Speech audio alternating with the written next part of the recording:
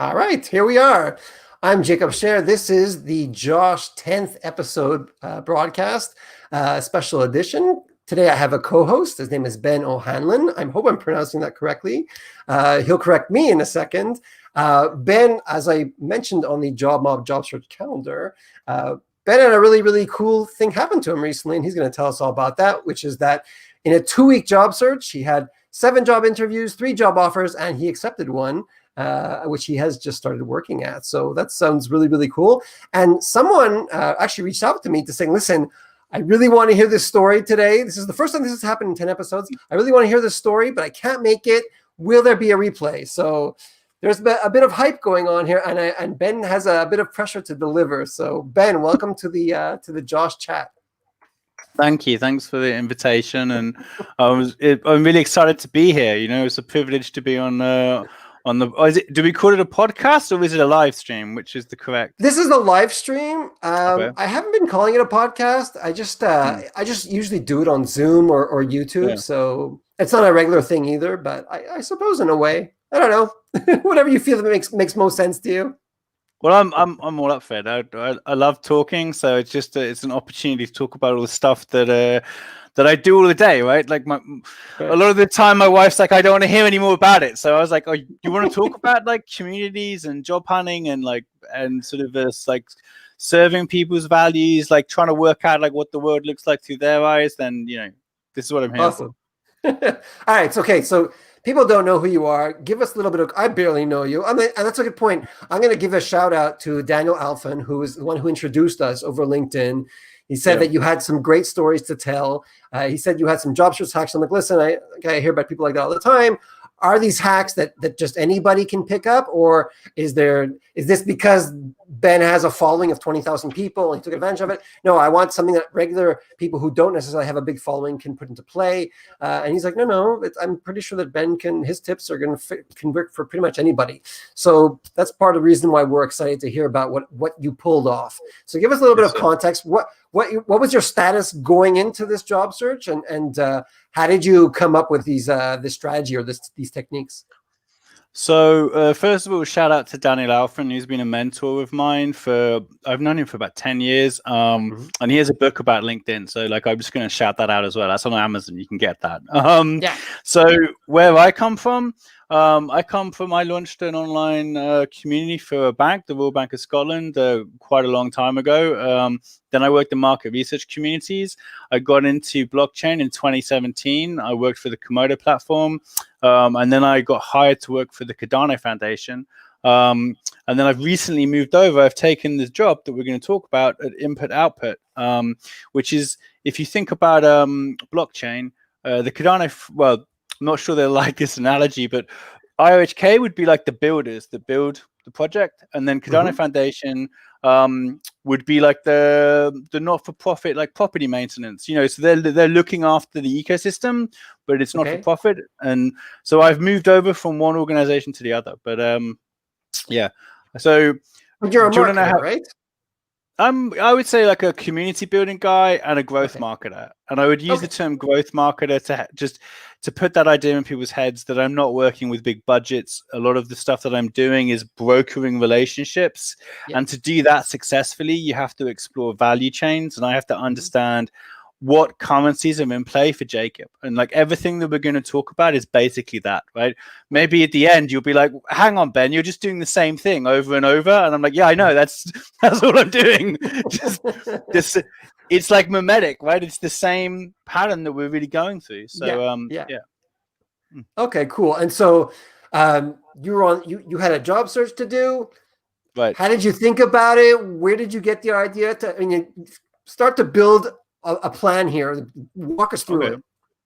Okay, so like step one is like you have to zoom out and look at this like as an abundance mentality and not a scarcity mentality, right? When you're negotiating anything and you're in a scarcity mentality, you're always going to take a poor offer. You won't have confidence in what you're going to say. But like abundance is about authentically creating abundance. It's not about like me trying to fake it, right? So I was working. You're not worried because there are other jobs out there. It's not all in every time. Yeah. Like and I know this does sound like kind of crazy. When I used to, a long time ago, when I wasn't as confident as I am, I would think about like putting that mask on, like a hockey mask or something. I think, I might have feelings of anxiety, or I might not feel confident, but I'll have those feelings when I'm in bed, right? But right now, I've got to put my game face on, and and this is what we were about, right? So, the thing about what happened was we were. Our contract ended with the Cardano Foundation. And I say we because I worked with a guy called Casey Monroe who used to do community management for Zynga. He worked at Google, so like his CV was much better than mine, right? So both of our contracts kind of ended because we weren't fully employed. It was like a service provider thing. So the contracts ended, and then I got on a call with Casey, and so I hope he doesn't mind me saying he was a little bit worried about it. Oh, what are we going to do, right? And then my attitude was like, what do you mean what we're going to do? This is like a huge opportunity, right? We're going to get like double paid. We're going to get we're going to go out. We're going to smash it. We're going to go to war on LinkedIn, and we're going to win hearts and minds. What are you talking about? Like, if we're community guys, the very best opportunity we can have is to go out and start building communities on LinkedIn and demonstrate while we're doing our job search. I want people to see what we're doing, right? And this was when? When was this exactly? Just boom, straight away. Like there is no point where I'm going to feel like I'm in scarcity because like I'm bringing the energy. No, right? I know, but like was this like a month ago? This was 2 months ago. When? Give us a time. 3 weeks ago, maybe less. I don't know. So maybe 2.5, 3 weeks ago. And so I guess if I had to slow this down, right? Yeah. The first thing that I did is like I didn't think of this as a defeat. It wasn't a defeat. It was an opportunity, right? And I was going to go to war, right? Yeah. And when you think about going to war, you're making a decision to pool your resources and get aggressive about what you're going to do, right? Absolutely. So one of the things about like brokering those relationships or like exploring value chains is there's a guy called Jay Abrahams who's a marketer and he talks about like exponential growth, right? And like one of the aspects that he talks about is referrals, and like referrals are a huge thing. So like if I was going to work for you before we do a deal, I say if and when I deliver the value that I'm going to give you, I'm going to ask you for referral to 2 other people of an equal caliber or quality, because like when I started this business, this hypothetical business, I had to make a decision about, do I put all of my effort and resources into building the business or do I put it into clever marketing? And so you set the expectation early and then you look for the referral at the end when you've delivered that value, right? So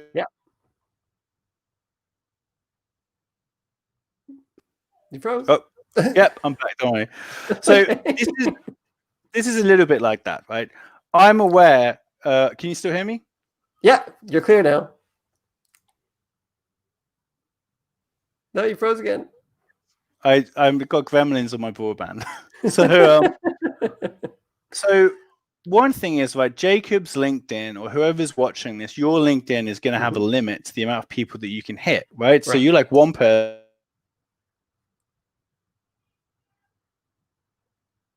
One person. Hey, 1 second. So let me start again. So the point is that my LinkedIn, my post, and whatever I'm doing is only going to have so much reach, right? Okay. What you really want to do is have exponential growth, which is where you have more than one person working together, and you're leveraging each other's audience. It's like something goes viral. I'm going to shut some stuff down. Are we still okay? So the point was I wanted to help other people while I was doing this job search, and I wanted it to be genuinely altruistic. If Jacob helps me, Jacob gets something back. So it's a real win-win. It's not like a compromise, right? So the idea was I will get 8 people together while I'm doing this job search, of which I'm very confident I'm going to help other people do it too, right? And then this would be like a cool thing that we've got on our LinkedIn profiles. You get to meet some other people that you never would have normally got to meet, right? And do you know what all of this comes down to? Is like I'm not the smartest guy in the room. I don't have the best CV. I don't even deserve the job, right? Compared to the other people applying, but I'm really good at initiating. Okay. I'm really good at initiating and like making some stuff happen. And people fall into this kind of on rails of like I must apply to the job, and then I have to follow like whatever process this HR person has decided I have to follow, and I have to tick all the boxes, right? And that's not how I'm playing the game. Like I think it's I mean I'll talk to recruiters, but I've never got I can't think of a job I got apart from maybe the Royal Bank of Scotland one, where I had a job through a recruiter. Yeah. Most of them aren't even through necessarily officially a job board. Right, it's not even from the job board, right? Yeah. So yeah, if I was to summarize that first segment, like one, like authentic abundance is just creating so many opportunities that when you're in discussions, like I'm not even sweating it. Like I'm having the job interview because I want to, because I'm interested, but I'm not in a position of scarcity. So I'm outcome independent. Like I'm not thinking about that job as soon as I get off. They can come to me, right? That's another thing I'd just say as well.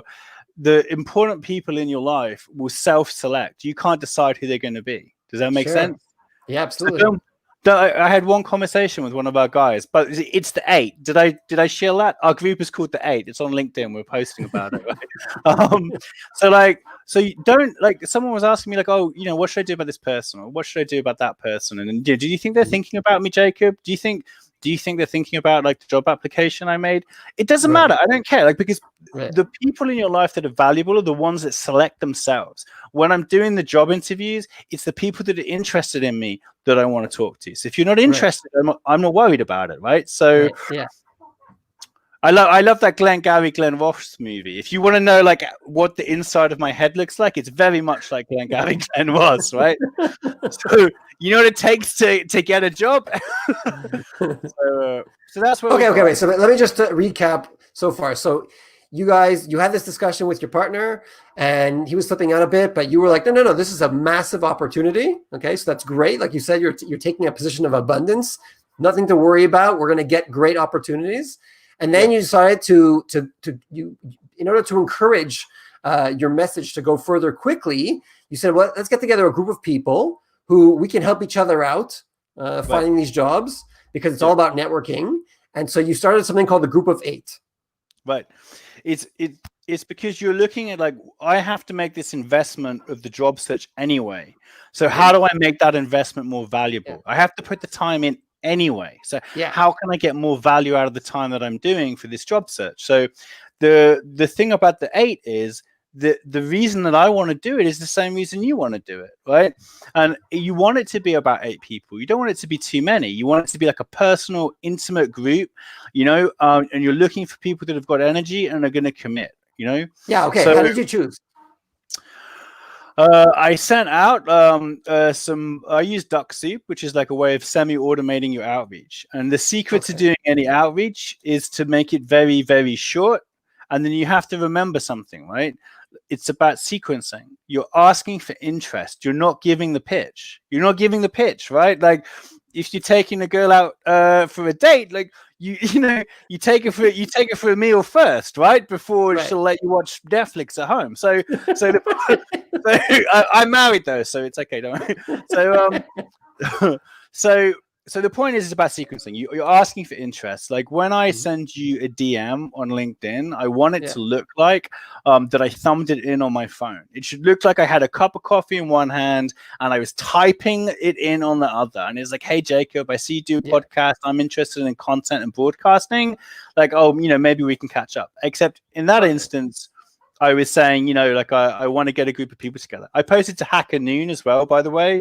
I tested a few different posts. So I posted to Hacker Noon. I posted to Reddit. I had like this a visual metaphor, like a mimetic metaphor of like being in the forest, looking for a job search, and your screen is a small clearing in that forest, and strange gods come in and out, and you don't know who they're going to be, and so I was playing around with that kind of stuff. So I did post some stuff, and it was just to say, listen, this is going to be a group of 8 people. We're going to war, right? We're going to go and take so much energy to LinkedIn, and I want to know who's interested. So they had to show an interest. They had to sign up. But like Picasso said, you start with like a vague idea, but that's all you start with, because you don't know what people are going to be like. You don't know. Okay, so if someone wants to do this, then they should reach out to 8 people, like different places, like you mentioned. I mean, you mentioned Hacker Noon, whatever, but like they can reach out wherever they think that they can get a response, basically. And then just a simple message, just to say what you said, basically. But like, should they be looking for like, I don't know, like all people in the same industry, or like different walks of life, or different levels of experience? Like, what do you think? You're looking for someone that wants to own an outcome. So you're looking for energy, and you're looking for someone that wants to own the outcome. But this is highly replicable. You can definitely do this, right? Because it just goes like this. You post a post, you say, I'm initiating, but this is a self-organizing group. I'm not the leader. I'm not in charge. We're all going to decide how we approach this thing together. So we're in it together, right? So who wants to do this with me? And then the value that you're selling it to is that we're going to work in the open. We're going to work together. We don't leave any person behind. So when Jacob's got a job and Ben has got a job, that's 2 more people that are going to carry on the cause and helping the others, right? So the value of the group as well is that you're giving someone a structure to check in with, right? Accountability. So like, if you're going to be the person that initiates this, the only cost that you're going to have to pay is you have to be willing to organize the group and take the notes. And you should think of yourself as like a concierge or a secretary, right? Because my job is to facilitate that group happening. That's what I'm doing. I'm facilitating it, but we make the decisions. You let them make the decisions. And if you want those people to cooperate, then it's very important that they're part of the solution, because then they'll be more committed to it, right? You're moving them to an active state rather than a passive state. So does that make sense? Like, it's easy, but it's like that's the thinking in my head. How did you I mean, like you said, you wanted you guys to kind of manage yourselves together as a group, not just be the leader, but like, did you all do it did you create a Facebook group for it, or like, how did you keep the communication together? A WhatsApp group, or how did you keep things? Where I want to get this content out is LinkedIn. So I want people that know LinkedIn, right?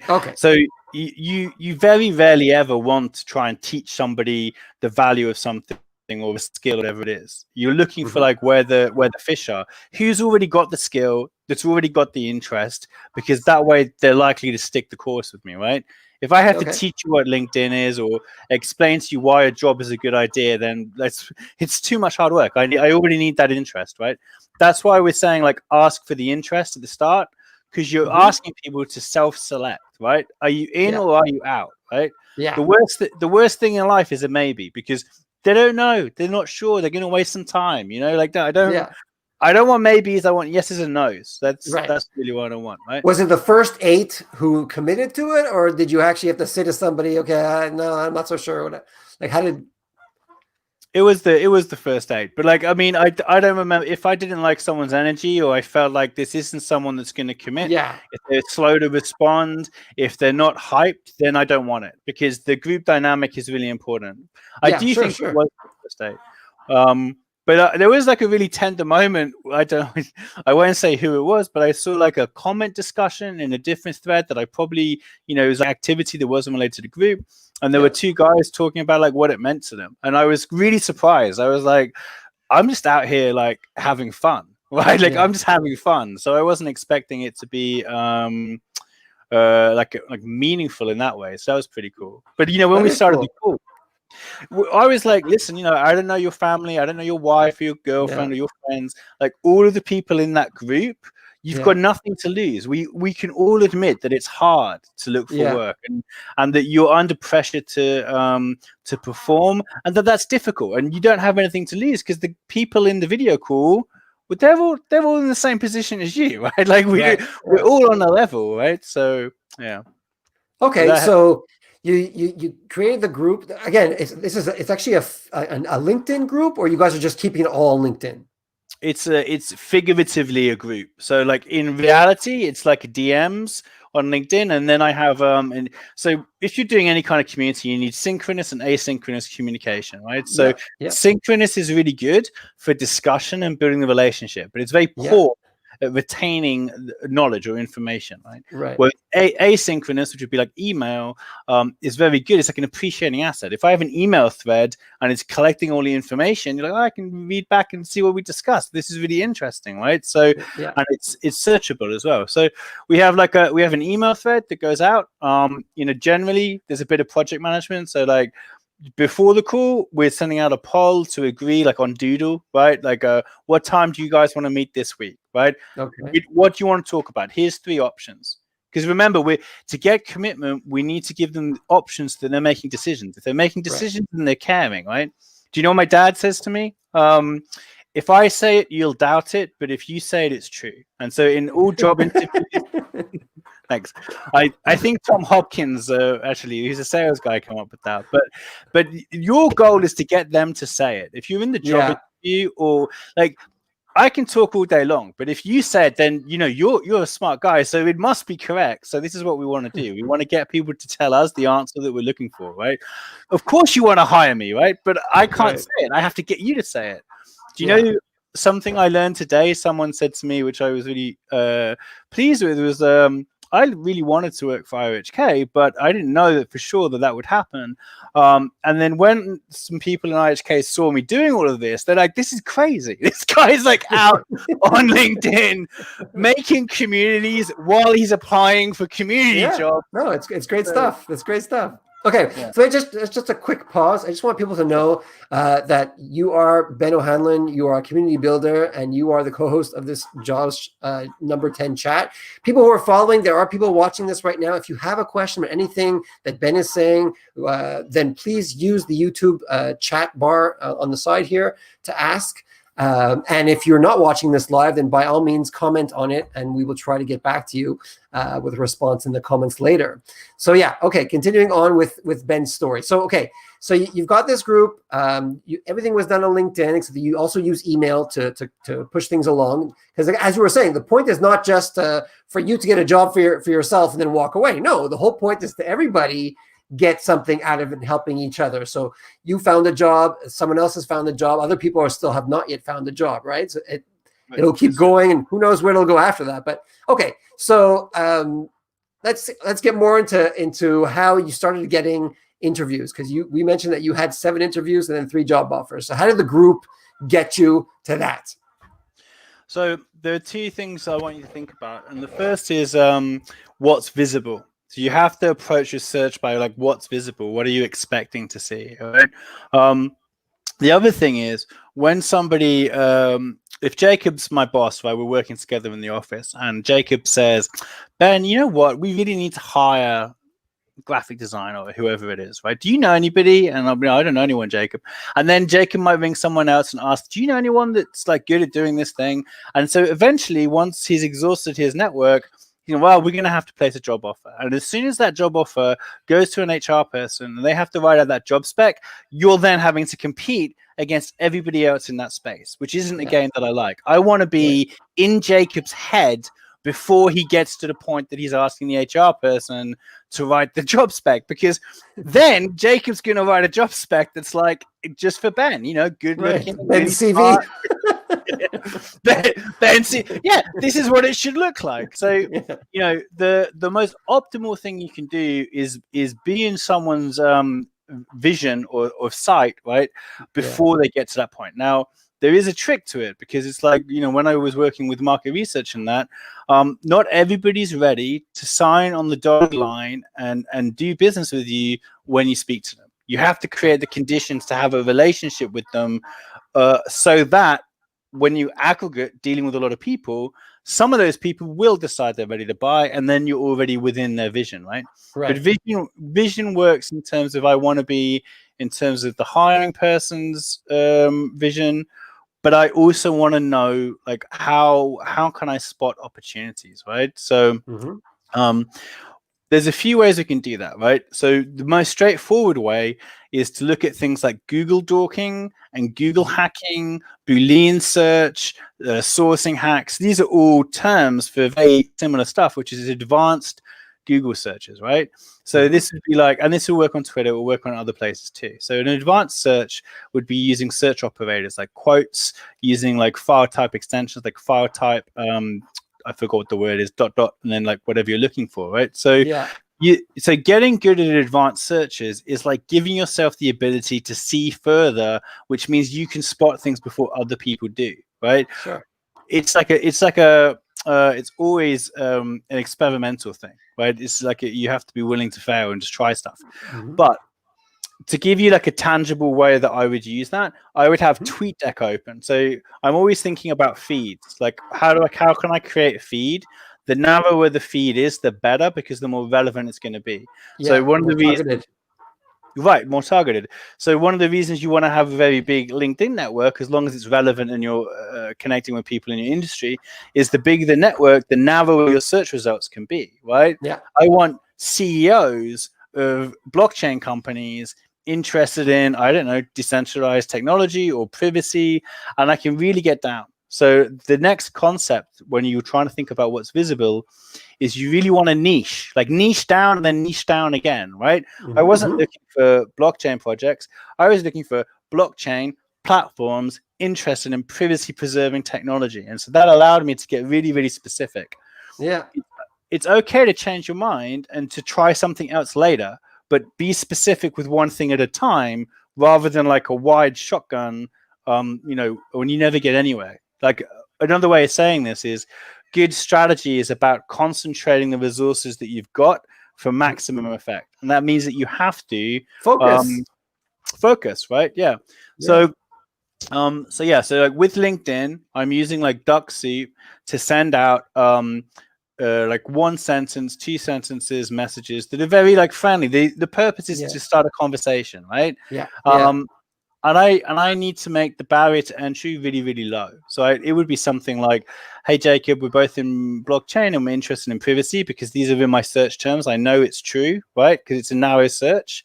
I wondered if you had any good resources or like, podcasts. Have you been watching anything like this? Or if you can make it topical, like I'm looking at like DeFi explosion right now. See, you're not asking about a job, right? This is, like you say, you're trying to get in their mind. Get in their mind. Not asking about a job. Exactly. Right? And this is not people. You're not talking about people in your group either. This is already you're doing outreach now. Just to be clear to people who are watching. Yes, sir. Yes, sir. And every time I touch a job interview that I think is interesting, I put my CV through. I hit up everybody in that company and connect with them. And I'm not doing it like I'm not trying to hit with every single person. I just go onto the company thing, spam out like 5 different connection requests, and then move on to the next thing. Because like what I'm doing is just sowing seeds, right? So now that I've been in this industry since 2017. I'll go to projects now and I'm like, oh, I'm already connected with some of these people because, it's going to pay off in the future, right? So going back to one of those concepts we talked about, it's like whatever step that you're doing, how can you get more value out of it? You have to do it anyway. So if I'm going to apply for a job and I've got the LinkedIn company page open, well, might as well connect the people while I'm there, right? Because I'm trying to look at how to 2, 3, 4 times the value of whatever I'm doing. And it's the same thing with the people that I'm dealing with when we're building this to 8, right? I'm trying to 2, 3, 4 times the value in what I'm doing, right? Like, so I have to do the job search. I'm going to help 8 other people do it, right? If I was doing influencer marketing, I might say to an influencer like Jacob, hey, Jacob, I love your YouTube about jobs and broadcasting. If you work with me on this initiative, I might give you a financial incentive if I like you, right? But also, you get to work with 2 or 3 other YouTubers of an equal quality and caliber to yourself. And that means that you give me access to your audience, I'm going to give you access to 2 or 3 other audiences of people that are going to be interested. So the lesson you're taking away from this, right, is if you've got to do something or you're going to go into it, think about how to get other value out of it at the same time, right? Awesome. So where were we? We did So you're reaching out. You started reaching out using LinkedIn. Very, very targeted outreach. Okay, like you said, with using lots of the parameters in the advanced search or the search operators. Okay, and so then what happens? So I'm building these relationships up, and we get into. So let's say that 100 messages go out, which say yada yada yada. We've got some common interest. What are you up to, right? Yeah. All I want is them to reply. I just want Yeah. them to reply. I don't. If they're in a conversation with me, then I can talk. And so that's when like qualifying comes into play. But you just take an interest in them. Like, oh, what are you doing? Are you interested? I had. This is actually, now that I remember, you've got me. So what I did is, in my interest, it was something like, "Hey Jacob, I see you in blockchain. I've currently just started a job search. Let me know if you see anything. If you reply to this message, and I'll share something extraordinary with you." That's what I did, actually, now that I remember, right? And the share something extraordinary, it can be unique to you, right? But for me, I was reading something about memetics. It wasn't that I actually had written this thing, but it was really interesting about like how ideas are manifest, and it was relevant to community. So depending on what your job is, depending on like what your skill sets are, go and find the most amazing thing that you've read in like the past 2-3 years, and then now you've got a hook, right? Cool. So now I'm saying, hey Jacob, I just started my job search, and then you give them a reason that they want to reply. Like you're trying to enchant them, right? Jacob, a teaser. Do you want something extraordinary, Jacob, in your life? I mean, I'm not going to tell you what it is until you reply, right? And then, but it's got to be relevant to them, right? I mean, it's relevant to the fact that right, something in common with them, yeah. It's relevant. So it could be a resource, it could be an index, it could be some sort of tool that you use. Well, probably not a tool if it's going to be paid, because then they'll feel like you're shilling, right? But the other thing that it did is it allowed me to test, when I say test, like really loosely, unscientifically, but it allowed me to test which templates were working better, because the ones that I got responses from meant that was better, right? So yeah, so this link that I was sending, it was like, I'll share something extraordinary with you. And then when they replied, they got the link. And then I had something to talk about, right? Yeah. Then I was like, yeah, this is like memes and memetics. This is really why it's interesting. What are you working on? Like, what are you doing? Like, do you know who's hiring? Like, the thing about initiation is like everybody likes to talk about themselves. That's why I love got on your live stream, Jacob, right? But all you need to do is give them permission. Just give them permission. Like, I'm interested. I'm here and I'm interested. Like, tell me what you're doing. You know what I mean?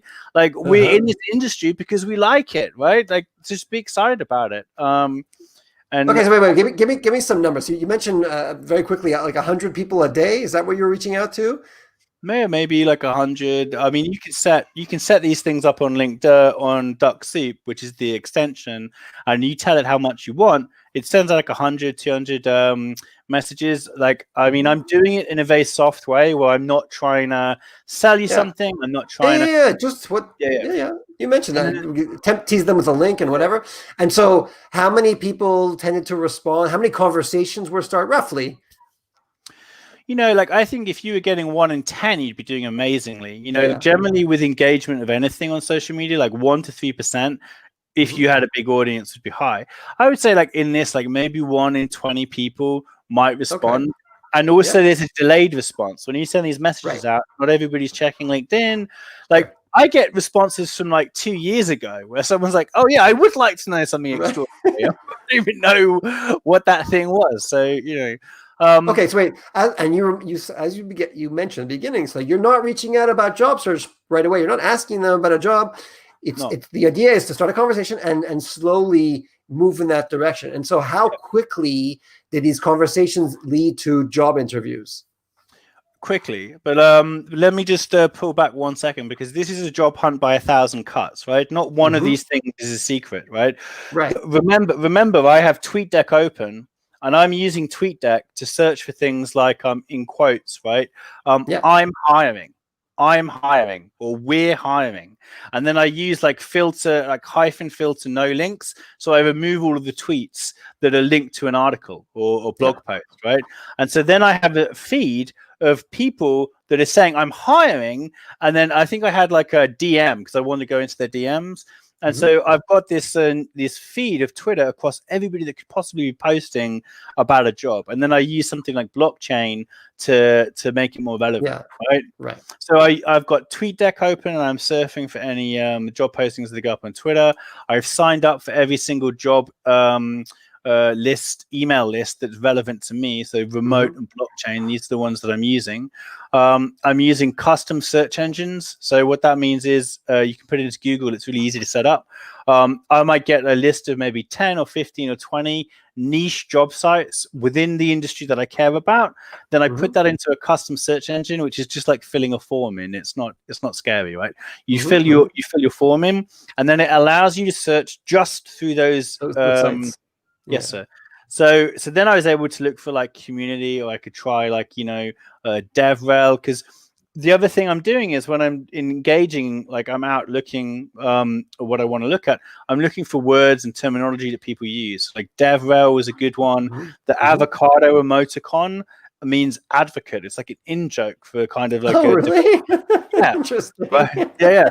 So you pick up things like that, and what you're looking for all the time is like what's visible that I can see that could become a repeatable pattern that I can put into a search that will help me spot stuff. So I guess the one thing is the commonality in all these things is creating feeds that I'm surfing to try and be on the crest of the wave of like what's happening, right?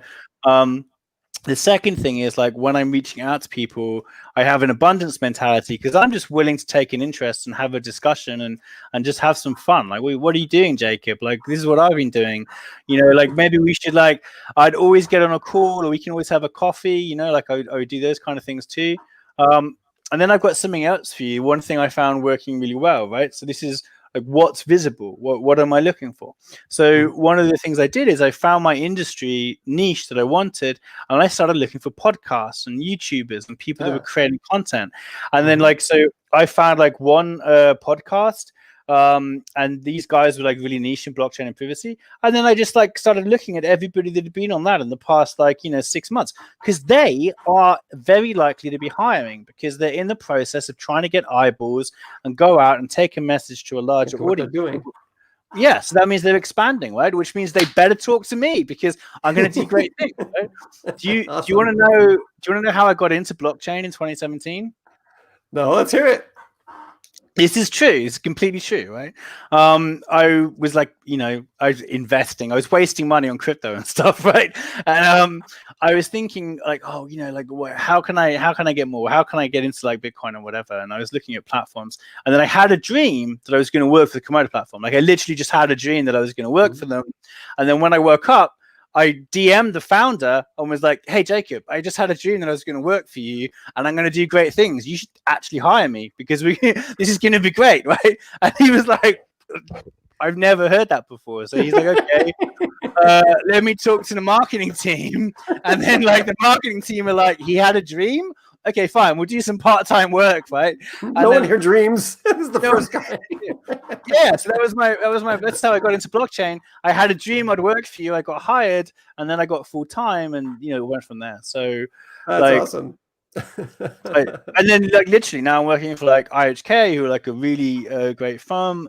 So yeah, it's like crazy where things can go, and like a lot of it is like just in a way giving up. Like you don't have to worry too much about like whether this opportunity or this action is going to get the result you want. It's the process, right? Like just fall in love with the process of it. Like meeting people, talking to people. What are you doing? I'm excited. I've got lots of energy. Let's talk. And then people want to talk to you and like tell you, oh yeah, so and so is hiring or whatever, right? The other thing as well is I did find the LinkedIn jobs page really good. I like LinkedIn jobs, right? I'd hit the HR person up as well, and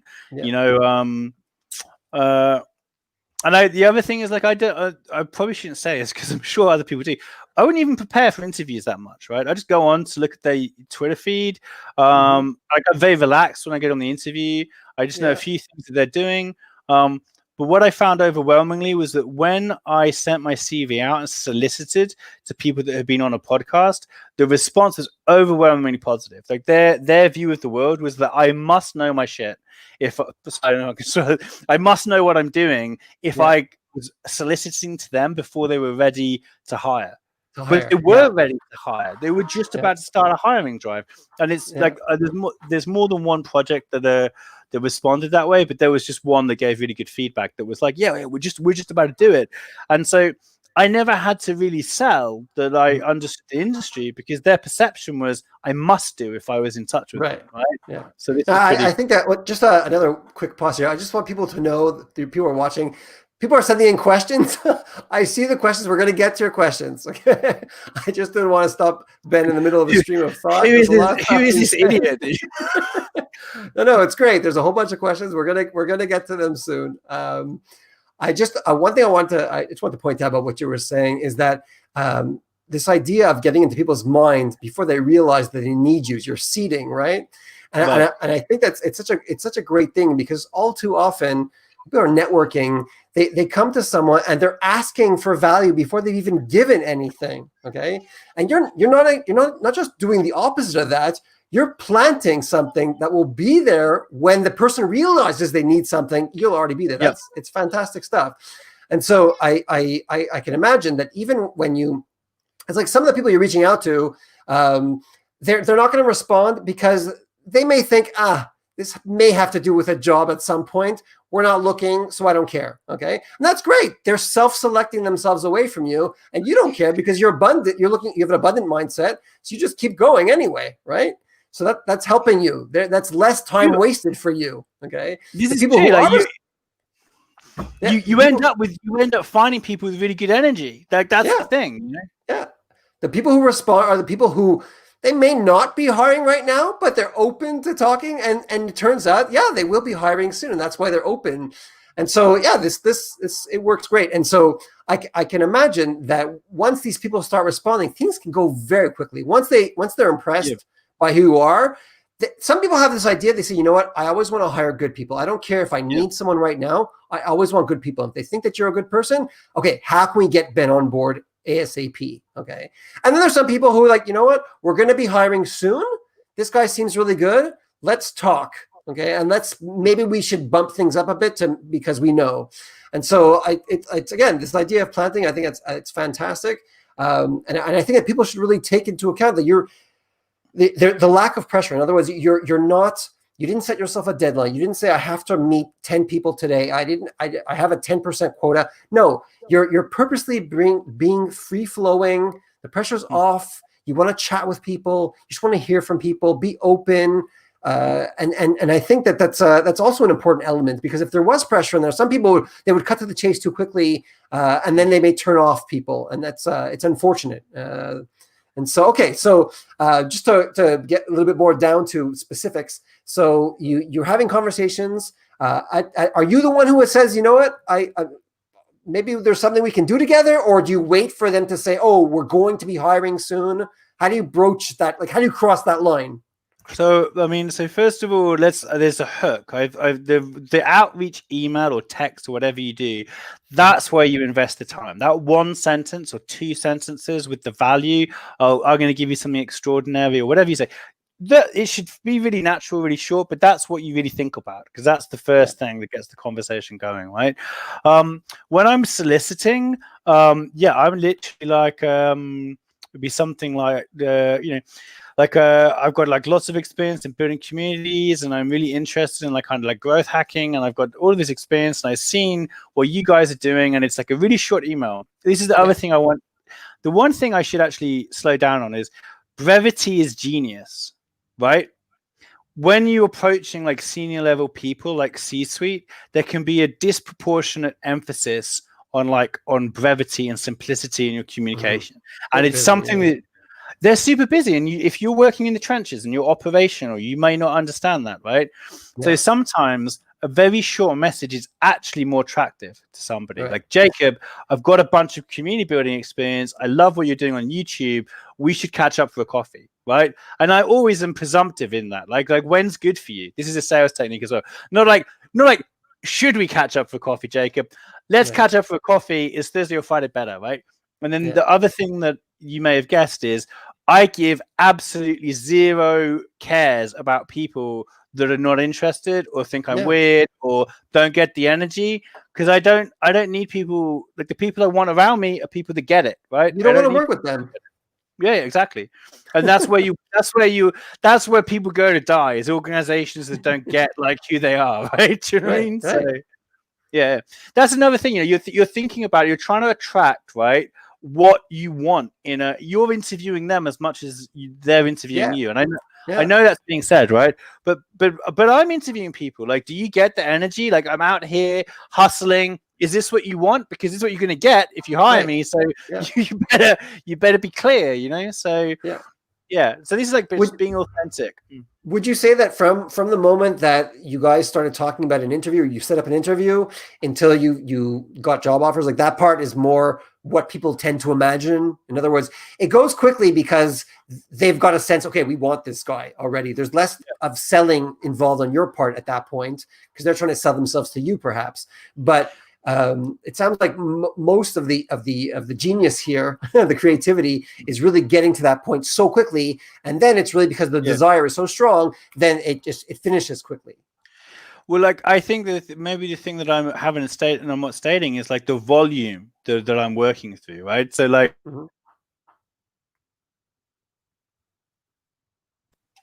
oh, are we back? We're back. Okay, cool. It's the volume of the outreach. So basically, I was doing on Twitter, I was doing direct outreach by looking for like people in organizations that had their DMs open, right? And then I would use stuff like Twitonomy as like one tool that's really cheap, and I would look at like who were the people that reply. So if Jacob is the CEO of a company that's really fancy that I want to work for, I'll come on and use like one of these intelligence tools to look at who Jacob speaks to a lot, work out who's who, and then I'll DM them and just be like, hey, Jacob, I'm just started my job search for community building. I see you're working here. Like, could we catch up, right? Like, could we catch up? It's like, let's just have a coffee. I don't care. Like, maybe you're hiring, maybe you're not, right? So I would do that. Then if I got bored or I started feeling like a bit of kind of pressure or like, what am I going to do? I'll switch it. Then I come onto like LinkedIn and I'm looking on the job boards. When my wife's watching like the TV programs, that's when I'm Twitter DMing. Like when I'm bored of that, then I'm looking at industry podcasts, or maybe I'll hit these people up, right? So variation is a way of like kind of keeping that energy up, and like trying to be creative in what you're saying and what you're doing is a way of keeping that energy up. But the thing that I have to get across is the volume. I wasn't just blanket spamming them, but I was approaching people. I was approaching a lot of people, right? So that's how you get abundance, because some of them are going to come in, some of them will be interested, and then if you do, I want to get to some of the questions. Oh, sorry. All right, so let's put them on the screen here. So Sarah says, hi, Ben. When you reached out to strangers on LinkedIn, what percentage actually responded? Ballpark figure. So I think you mentioned that already. You said 5%. Roughly 10%. Yeah. No, I said 10% would be good. If you get 10%, you're shit hot, right? So it's about 5%. All right, thanks, Sarah, for your question. Next, we have a question from you know who it is, Daniel. This is a great question, actually, because one of the things that I did is I looked at the job specs that I liked and maybe wasn't fully qualified for, like DevRel, and then I came across a job spec that I did like, and then I took that job spec and then pitched it to other companies and said, "This, you should hire me for this."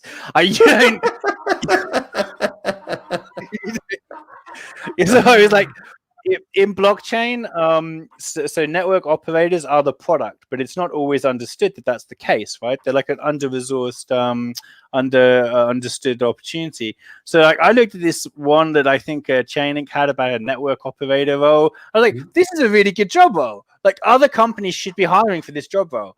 I'm going to go and tell other companies they should hire me for this job role. This was like, so I'm having fun. Like, the thing is, like, I'm actually having fun because I just don't mind being crazy, right? Right, hey, right. You're throwing things on the wall to see what sticks. Yeah, I don't care. Let's talk about it. Yeah. Did you see a trend, like in terms of the 7 interviews? Did you see a trend in terms of they were mostly from the LinkedIn seed planting, or was it mostly from responding to job boards, or what? Was there anything like that? So I got job offers from direct Twitter outreach through people's DMs. Some people have their DMs open. I got often these start with calls, right? They start with calls, but remember, if you get in front of someone who hasn't actually got a job up, you're not competing against anybody else. So if Jacob's on a call to me, he's not talking to any other community managers, right? So like, yeah, of course, like if he likes me, I'm not competing. This is like one of the massive game changers. Yeah. I don't want to compete against 200 other applicants. They're probably better than me, right? So like, why would I want to compete against people that are better than me? I want to manipulate the game so that I'm the best person in that game, and then I'm definitely going to get hired. So this is what you're looking to do, right? Oh, I would take it one step further. You're trying to be the only person in the game. Trying to be the only person in the game. That's right. Yeah, I'm not even playing these guys' games. Like, we're gonna play my game, and then I'm gonna win because I came up with the rules, right? And like, isn't that what somebody wants if they're hiring? They want someone that's gonna own an outcome and that's gonna initiate, and they don't have to manage and micromanage. And like, so like, what you're really saying is there's all of the craziness and stuff is fun, right? But there's like a meta communication going on underneath, which is like, I make things happen, Jacob. Yeah. That's what I'm doing. I'm out here hustling. You want someone that's going to hustle for you, right? So yeah, I think that's an important point as well, and it's a bit of an advantage that you have as someone who does what you do. In other words, you always want people to be able to show off their expertise, and if it's how can you say this? If it's 2 for 1. In other words, they're trying to convince you that they can do it, but they're actually doing it as they're convincing you, okay, which is what you're doing. So it's a lot more powerful. But if I'm a plumber, unless I'm actually fixing something for you on YouTube live, it's going to be a lot harder to actually demonstrate that I know I have that expertise. So it doesn't work in every case. But there are ways of doing it. In other words, if you are on LinkedIn groups or you're from Facebook groups or whatever, where you're answering questions and people will see, oh, this person is knowledgeable. They are answering questions, or they have answered questions. And so there are ways around it. There's no question about it. There's another way I do it as well. Like, so in whatever industry you're going to have some people that are positioning themselves as an expert, and they're going to have some paid content because they're trying to make some money out of the knowledge. So like, one thing I was doing is I would go and pay for a Substack subscription, and then I'd be like, oh, hey, Jacob, I just paid for your Substack subscription. Because remember, like, people self-identify whether they're valuable, and you can use that yourself. I can buy Jacob's Substack subscription or Patreon or whatever it is, right? I pay him a little bit of money, then I got his attention because I'm a customer, right? And then I'm like, hey, Jacob, I just signed up for your paid newsletter. Have you got any tips about like how I could be approaching my job search, or like who's hiring? And like, if I've paid for his content, and assuming it's not expensive, right? Because otherwise I'm out. Then I've immediately lifted myself up, and he's maybe going to be more interested in actually giving me some useful knowledge. And if that person's really an influencer and they know what they're doing in that industry, they're gonna have that network, right? So sometimes spending a little bit of money on an intelligence tool, on some content, on a course, like whatever, can really help, Yeah, don't be great way to stand out. Yeah. Okay, next question. Another question from Sarah. And so she says, when you spam all the people in the company, what do you say? So you were mentioning on LinkedIn that when you see a company that you apply to, you say, okay, I'm going to go spam and connect with, let's say, 5 or 10 other people in that company. I don't say anything in that time. I'm just going to hit connect because I don't care. I just I've sent the job application, so it's not appropriate for me to start trying to say like, oh, hey, Jacob, I've just put a job application in. That's not a good look, right? So in that scenario, I just hit connect to all these people. I wouldn't say anything. But in a week or whatever it is, I might loop back and see who connected, and I might say, hey, Jacob, I'm just looping back to check on on how that job application is going. Do you have an idea on like timelines? Are you getting like a lot of applications? Because it's conversational, right? How are you doing, Jacob? I care about how you're doing, right? So like I'd be like that. So yeah, I don't think too hard about like hitting these people up. If these people connect, then they're valuable. If they don't, I don't care. It's also a time and effort issue, right? Like if you spend on each one a message, and it just slows everything down. Okay, cool. Thank you, Sarah, for that second question. And we have a final question, although people can still ask questions.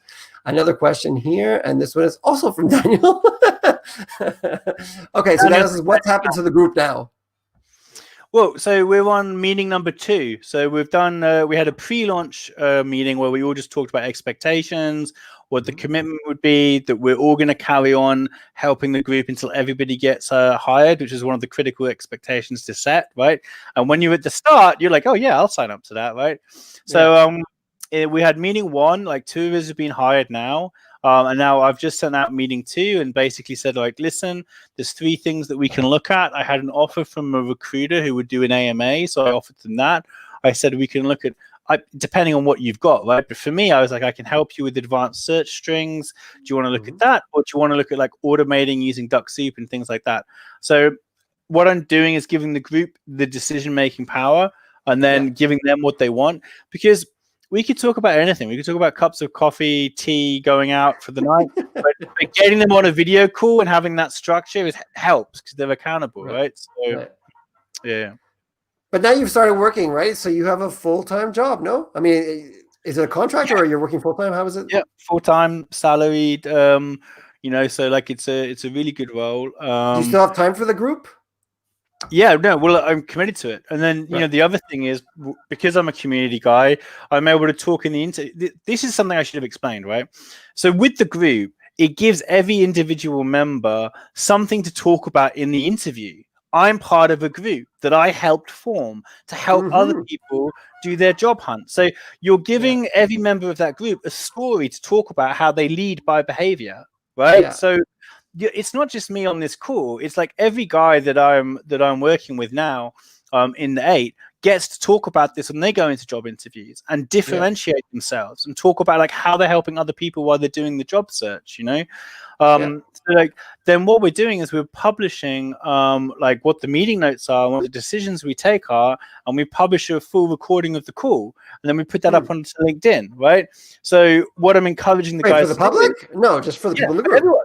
For everybody, for the public. Oh, wow. So you could go onto my LinkedIn. You should do that, by the way, right? If we're not connected, why not? Right? I used to say that as well. Like, if we're not connected, why not? You should connect with me, right? So yeah, you can go onto my LinkedIn. You can look up the 8 meeting notes 01, right? You can see the full recording where we're talking about like headlines and what the most important. So, and you know, I was learning stuff as well, because these guys we came out with like, you know, your headline can communicate a benefit, it can communicate a result, or it can communicate like a next step, right? But what it shouldn't be is just like a straightforward job description, right? Because this is like a LinkedIn profile headline, correct? Yes, sir, yeah. Yes. Okay. Yeah, so we've got like I mean, it's probably a long call, but like we did a summary of what we talked about in the actual article, and then we posted the entire video. I got everybody's consent beforehand, right? Yeah. But we posted the entire the entire call recording in that post, so people could watch everything that we're talking about, right? Yeah. So like that dynamic, like you being able to see the person's actually authentic and they're actually in this group and they're taking part, like that's awesome. And like the other thing about LinkedIn is it's so inauthentic. Like every post is about, oh, I care about this virtuous issue and I have all the correct models. Well, only LinkedIn's like that. Yeah, I know. Yeah. Well, life is like this, right? Everybody wants to tell you how virtuous they are, right? So, so you know, like that's the thing about this is authentic content. We're actually going to work in the open and talk about how we're doing this job search, and the risk for us is 0, right? Nobody is really going to judge you badly for trying to collaborate with other people, right? And you know, so yeah. You know what, though? I think it's an interesting thing that people are so scared to talk about their job search. Like first of all, people are embarrassed to be on a job search. And then they think that there's going to be a down the road impact, which is that, oh, employers will see that you're on a job search and that's a bad thing. Yeah. And so people are scared to talk about it. It's anyway, what can I tell you? It's unfortunate. It's unfortunate because like you said, it's building a story. I think people have like, there's a bit of shame, isn't there? Like if you lose a job or you let go, like, you know, I think people can feel like kind of some shame in it. And you just have to slap yourself out of that. Like what are you talking about? You know, people move on, contracts end, that's how it is. Like, let's just get out and hustle, right? Like I didn't have time. I do have a David Goggins video that's like 2 hours long, and it's just him going like, yeah, who's gonna carry the boats and the logs, right? And he's just like whiffing. Yes, it's pretty. I have some motivational stuff that like I'll just have that in the background while I'm doing searches, you know, which goes back to like if you fall in love with the process and like so. If you have an outcome that you're looking for, right, and it's binary, like you either get that outcome or you don't, then you can fail, then you can fail, and then you'll feel bad that you failed, right? But if you're just starting this with like, hey, I'm gonna start developing this process, and I'm gonna fall in love with the process, I don't even think about the outcome. At no point was I thinking really, when am I going to get this job? Right. Like how many interviews have I got? What I should have done is maybe kept a log, because like I saw one guy do that. It was really good, and I think that would have been useful. But I'm not thinking about like what the outcome is. I know Right. that if I follow this process aggressively, in an authentic, nice way, I'm not trying to be like rude to anyone, but if I Right. aggressively improve this process, it's going to get better and better as I go. And I will get the job. It's not even a doubt in my mind. Of course I will get hired, because like I'm putting huge energy out there, right? So Yeah. That's awesome. Honestly, that's it's great, and I hope that people. It's funny because you share or you broadcast so much energy. I wonder if people are intimidated by that. They're thinking, "Oh no, I'm not that energetic." I no, I've Yeah, had feedback like my ideas are like quite aggressive energy. So like, but don't worry about that. Like you just need to find your fit, right? Like, so yeah, whatever your energy is, you'll attract that. yeah. You just gotta trust the process. This is it's a process that it's repeatable, like you said. Yeah. I think one thing we'll do is we'll take care in the show notes later to mention some of the links, some of the Yeah. tools, like you mentioned, like Twitonomy, I think was one of the things that you mentioned using for Twitter. A few other tools that you used, that so people can have something to refer back to. So that'll be really, really cool. Yeah. Oh, here Sarah said thanks. There we go. For very nice. And so yeah, so I listen, Ben. This has been great. We've gone on for an hour here. I didn't expect to go on for so long, but you had so many interesting things to say, and I'm glad that we. And even then, it was a power packed hour. So you talked about the group of 8. It sounds like it's full. So it's not like you're taking any applications for the group of 8 right now, right? But you can definitely inspire others to create their own groups of 8. That was the whole point, right? That's the whole point. And like it's even an advantage, because if you had different self-organizing groups referencing each other, you'd even be able to say, hey Jacob, like you're 8 and R8, why don't we cross post like the meeting notes? And like so this is it, man. It's just layered. You start off with yourself, then you make a small group, then the other small groups, if there are other people organizing, if they communicate with each other, they can share each other's meeting notes and like ideas, and you can start out like, this is how we're going to take over the world, right? Like it's not like a top-down answer; it's a bottom-up answer. And it can keep going. It doesn't have to end when everyone finds a job, right? I mean, you guys may discover that like we just like helping each other and other people as well. So let's just keep going.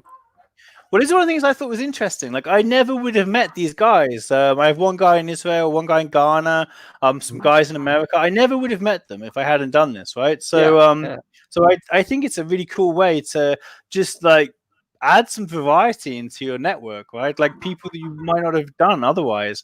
And I always ask people, like, let people know what it is you're asking. If it isn't for you, who's it for, right? If it's not for you, who's it for? Who do you know that might want to get some value out of this, right? So yeah.